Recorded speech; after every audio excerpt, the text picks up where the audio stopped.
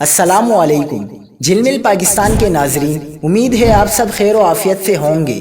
طوفانی بارشوں اور ہوا کے کم دباؤ کے حوالے سے کراچی کے عوام کے خدشات اور ان کے جوابات دینے کے لیے لائیو سیشن کر رہے ہیں۔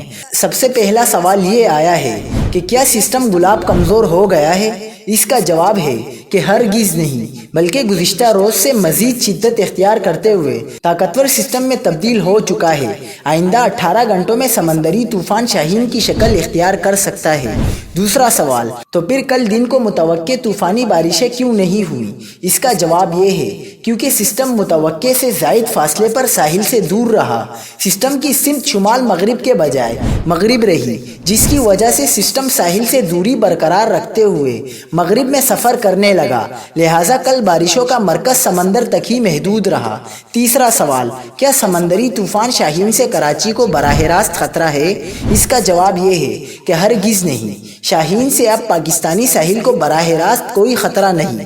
سمندری طوفان بلوچستان کے ساحل سے گزرتے ہوئے عمان کو متاثر کر سکتا ہے۔ چوتھا سوال، کیا کراچی میں اب بارشیں نہیں ہوں گی؟ اس کا جواب یہ ہے کہ کراچی میں بارشوں کے قدرے بہتر امکانات ہیں کہ مزید 18 گھنٹوں کے دوران درمیانی سے تیز بارشیں یا سائلنٹ رینز شہر کو متاثر کر سکتی ہیں۔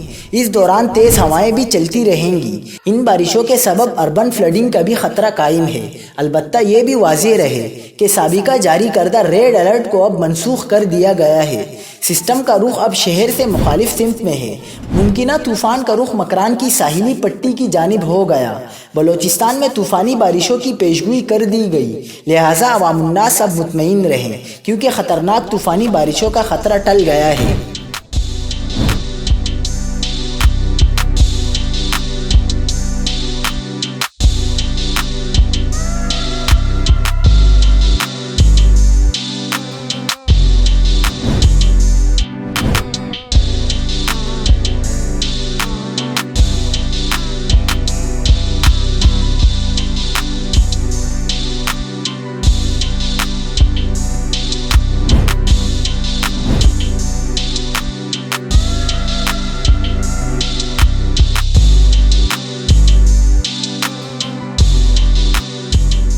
السلام علیکم جھلمل پاکستان کے ناظرین، امید ہے آپ سب خیر و عافیت سے ہوں گے۔ طوفانی بارشوں اور ہوا کے کم دباؤ کے حوالے سے کراچی کے عوام کے خدشات اور ان کے جوابات دینے کے لیے لائیو سیشن کر رہے ہیں۔ سب سے پہلا سوال یہ آیا ہے کہ کیا سسٹم گلاب کمزور ہو گیا ہے؟ اس کا جواب ہے کہ ہرگز نہیں، بلکہ گزشتہ روز سے مزید شدت اختیار کرتے ہوئے طاقتور سسٹم میں تبدیل ہو چکا ہے۔ آئندہ 18 گھنٹوں میں سمندری طوفان شاہین کی شکل اختیار کر سکتا ہے۔ دوسرا سوال، تو پھر کل دن کو متوقع طوفانی بارشیں کیوں نہیں ہوئی؟ اس کا جواب یہ ہے کیونکہ سسٹم متوقع سے زائد فاصلے پر ساحل سے دور رہا۔ سسٹم کی سمت شمال مغرب کے بجائے مغرب رہی، جس کی وجہ سے سسٹم ساحل سے دوری برقرار رکھتے ہوئے مغرب میں سفر کرنے لگا، لہٰذا کل بارشوں کا مرکز سمندر تک ہی محدود رہا۔ تیسرا سوال، کیا سمندری طوفان شاہین سے کراچی کو براہ راست خطرہ ہے؟ اس کا جواب یہ ہے کہ ہرگز نہیں، شاہین سے اب پاکستانی ساحل کو براہ راست کوئی خطرہ نہیں۔ سمندری طوفان بلوچستان کے ساحل سے گزرتے ہوئے عمان کو متاثر کر سکتا ہے۔ چوتھا سوال، کیا کراچی میں اب بارشیں نہیں ہوں گی؟